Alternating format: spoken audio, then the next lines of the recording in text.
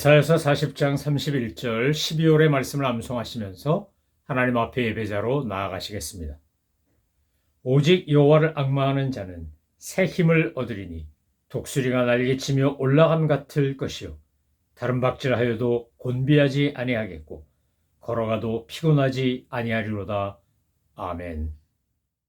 찬송가 94장 주 예수보다 더 귀한 것은 없네. 우리 삶의 참된 고백이기를 소망하며 함께 찬양하시겠습니다.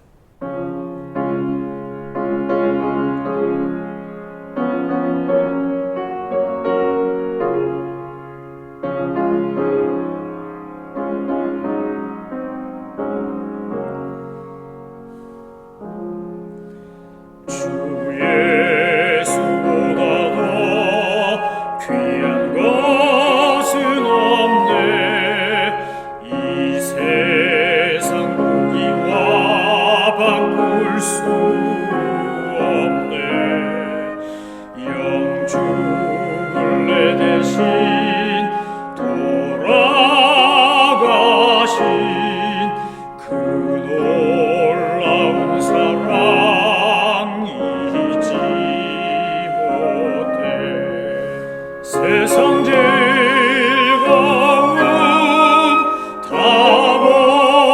버리고 세상 자랑 다 버렸네. 주 예수보다 더 귀한 것은 없네. 예수밖에는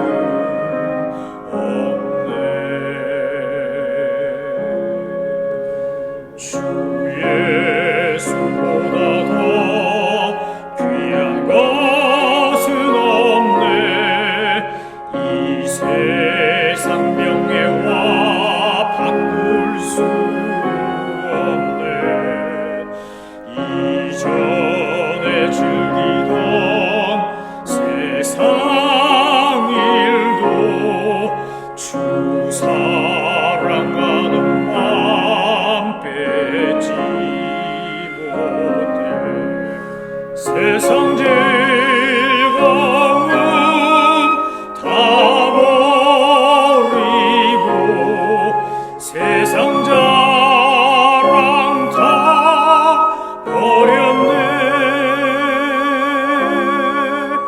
주 예수보다 더 귀한 것은 없네.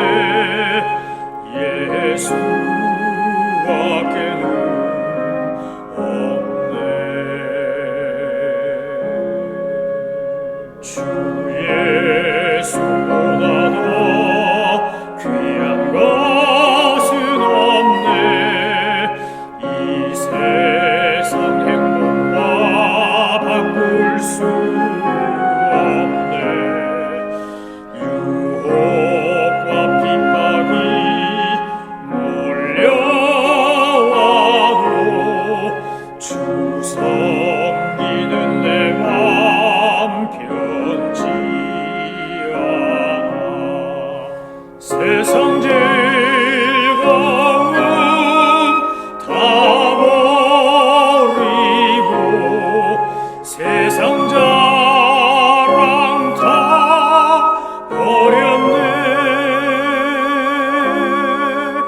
주 예수보다 더 귀한 것은 없네. 예수밖에는 없네.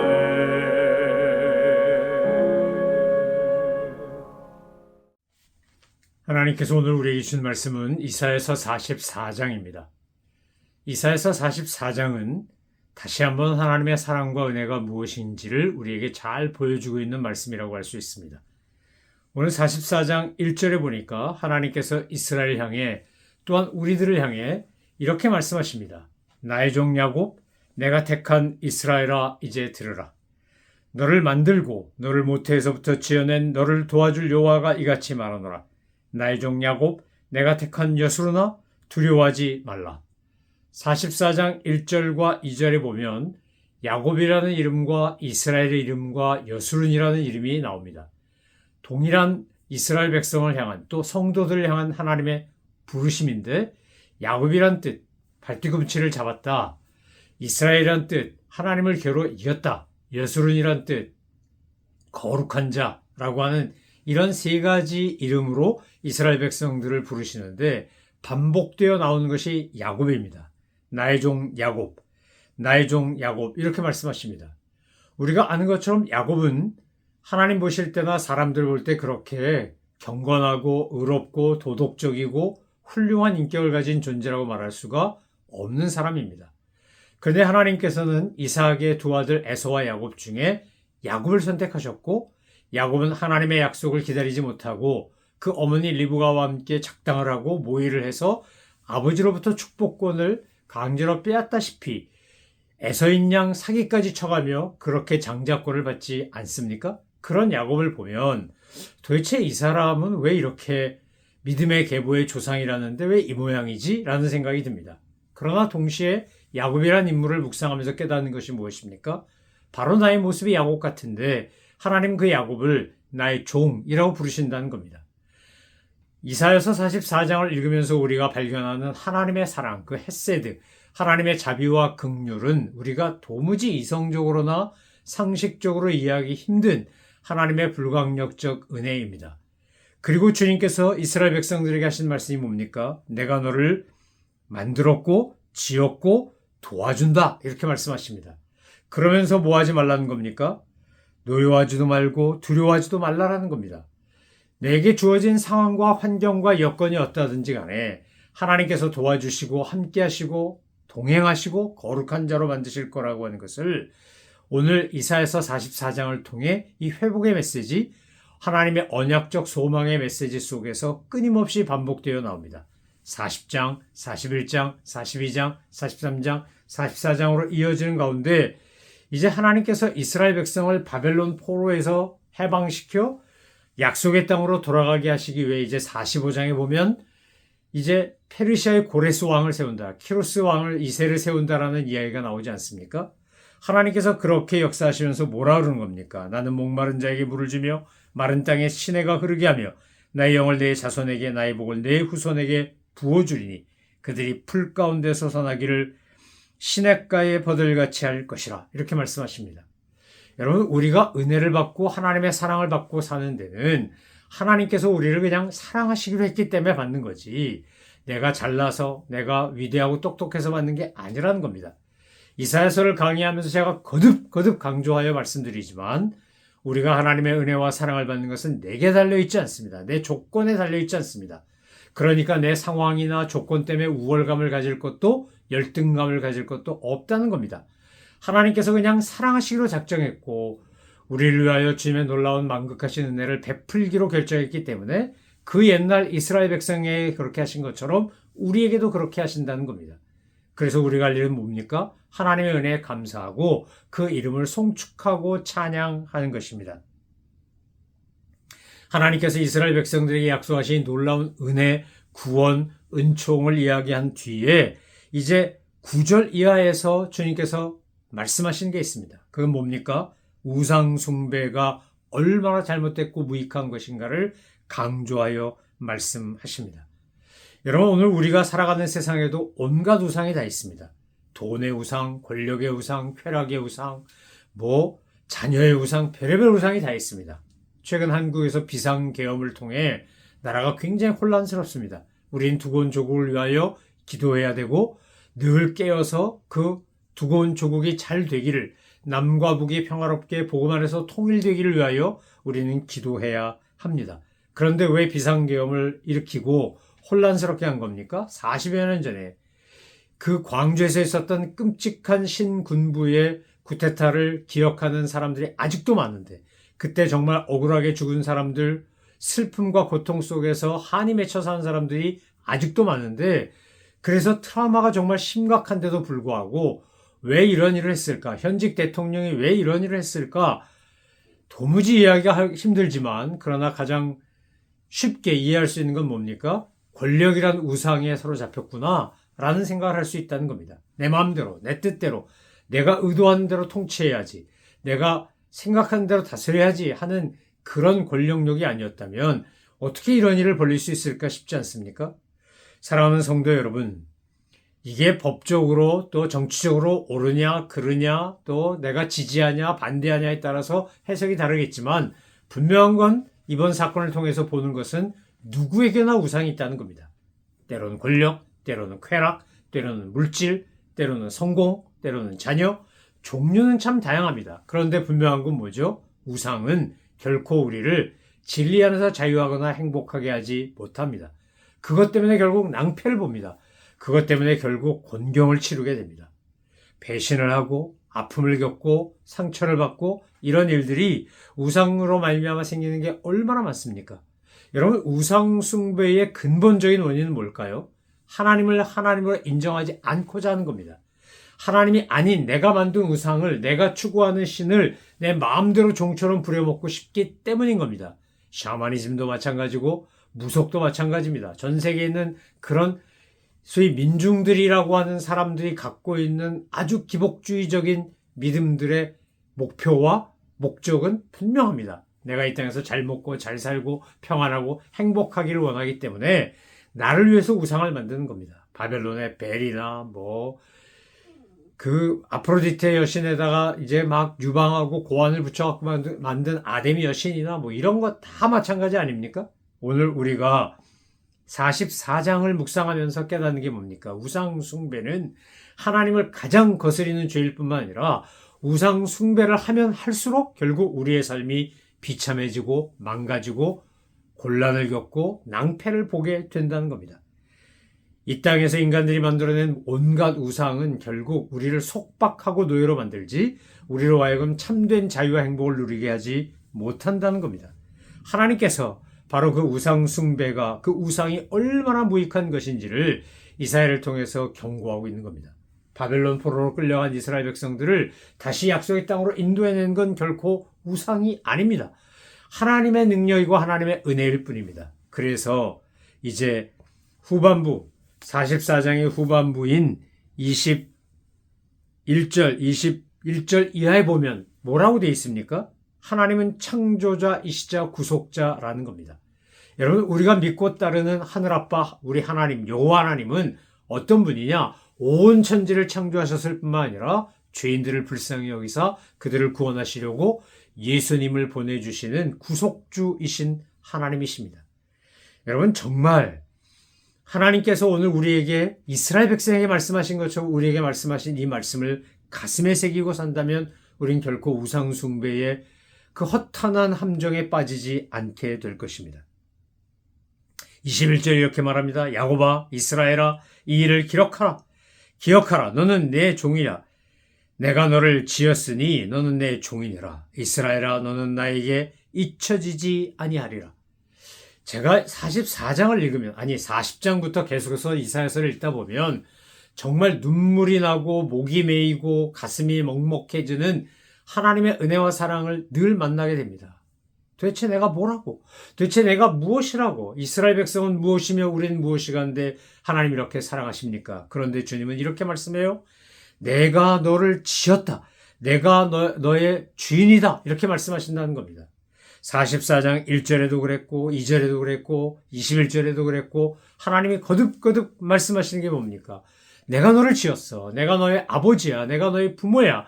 내가 사랑으로 너를 만들었어. 라고 말씀하십니다. 그래서 비록 네가 타락하고 방종하고 불순종하고 나에게 불신하고 신실하지 않아도 나는 너에게 늘 신실하고 변함없는 사랑으로 너를 대하는 거야. 여러분, 인간 부모도 제대로 된 부모라면 자녀를 포기하지 않습니다. 자녀를 잊어버리지 않습니다. 그 자녀가 어느 곳에 가서 방탕하고 타락한 삶을 산다 할지라도 탕자의 아버지가 탕자를 기다리는 것처럼 그렇게 문 열고 기다리는 것이 인간 부모의 모습 아닙니까? 제대로 된 정상적인 부모라면 누구나 다 그렇게 합니다. 마찬가지입니다. 하나님은 우리에게 가장 좋은 부모님 하늘 아빠이시기 때문에 오늘 44장 21절 이하에서 내가 누군지, 내가 너희를 지었고 내가 너희 주인이다라고 하시면서 뭐라 말씀하시는 겁니까? 나는 창조주요 구속자다 라고 말씀하시는 겁니다.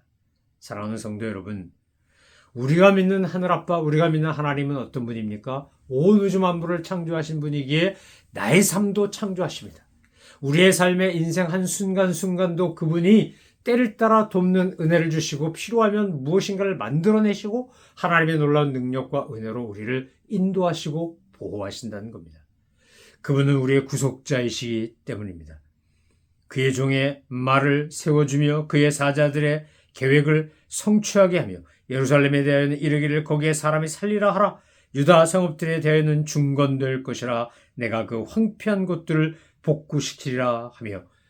이사야서 44장 21절 이하를 읽어 나가다가 이런 대목을 읽으면 어떤 생각이 듭니까? 여러분, 우리가 비록 실패하고 때로는 좌절하고 망하고 세상적으로 모든 것을 잃어버렸다 할지라도 하나님은 어떻게 하신다는 거예요? 그 황폐한 곳을 복구시키시리라.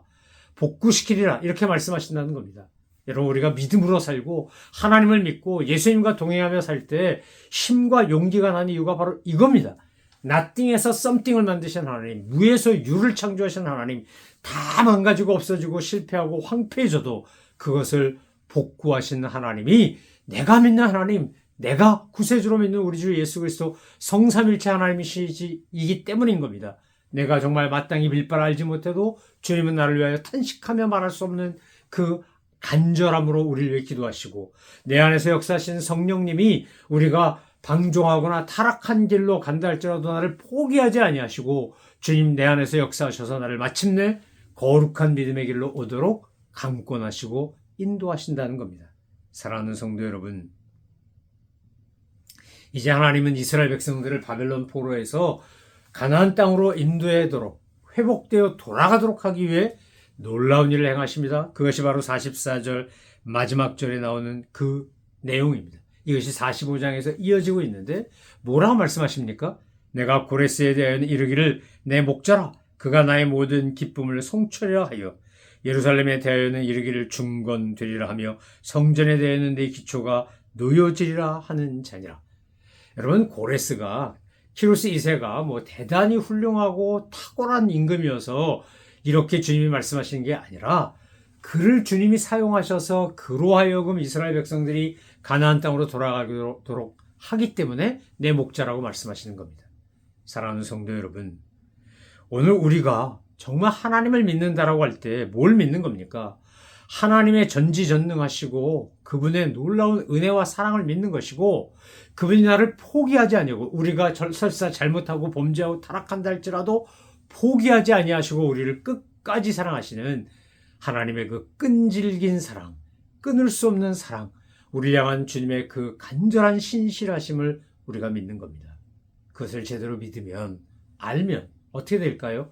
정말 감사하며 하나님 앞에 찬양하고 경배하고 순종하고 헌신하고 은혜 보답하고자 한다는 것입니다.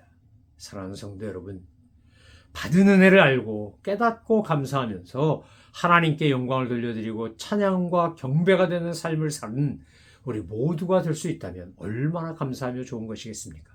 이제 예수님의 재림을 기다리고 초림을 기억하며 거룩하게 주님의 다시 오실 것을 준비하는 이 대강절, 이 대림절에 이사야서 말씀을 통해 나를 얼마나 주님이 사랑하신지를 깨닫고 그 사랑 안에서 믿음으로 승리하며 주님과 동행하며 하나님을 믿는 신실한 신앙으로 날마다 승리하시고 감사와 기쁨이 넘치시는 우리 성도님들 되시기를 소망하며 축원합니다.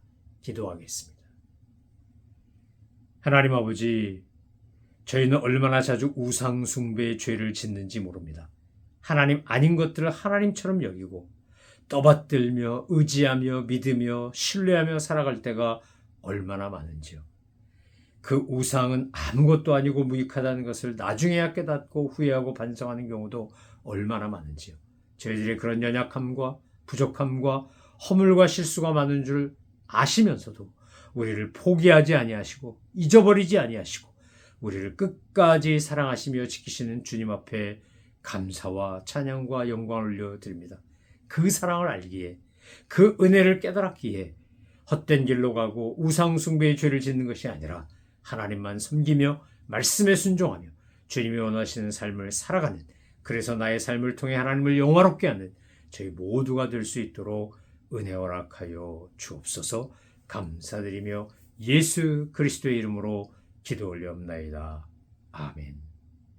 하늘에 계신 우리 아버지, 아버지의 이름을 거룩하게 하시며 아버지의 나라가 오게 하시며 아버지의 뜻이 하늘에서와 같이 땅에서도 이루어지게 하소서.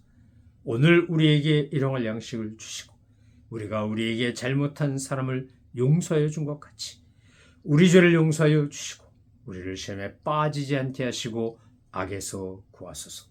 나라와 권능과 영광이 영원히 아버지의 것입니다. 아멘.